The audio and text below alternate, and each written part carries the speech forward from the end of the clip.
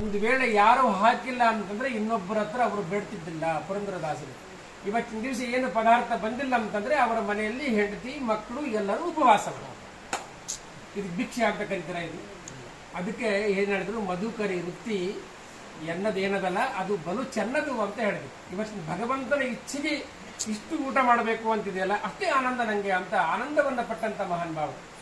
ಇಂಥ ಪುರಂದರದಾಸರಿಗೆ ನಮಗೆ ಹೋಲಿಸಲಿಕ್ಕೆ ಸಾಧ್ಯನೇ ಇಲ್ಲ. ಇವತ್ತಿನ ಹರಿದಾಸರು ವಿಜಯದಾಸರಿಗೆ ಆಗ್ತಾ ಇಲ್ಲ.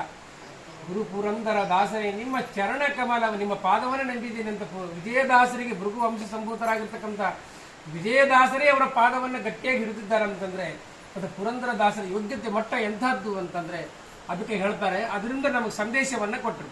ಮಧುಕರಿ ವೃತ್ತಿಯಿಂದ ನಮಗೇನು ಸಂದೇಶ ಕೊಟ್ಟರು ಅಂತಂದ್ರೆ, ನೀವು ನಮ್ಮಂತೆ ಮಧುಕರಿ ವೃತ್ತಿ ಮಾಡಕ್ಕೆ ನಿಮಗೆ ಯೋಗ್ಯತೆ ಇಲ್ಲ. ನಮಗೆ ಯೋಗ್ಯತೆ ಇಲ್ಲ. ನಮಗೆ ಮಧುಕರಿ ವೃತ್ತಿ ಮಾಡಿದ್ರೆ ನಮಗೆ ಮಧುಕರಿ ಮಾಡಿದ್ರು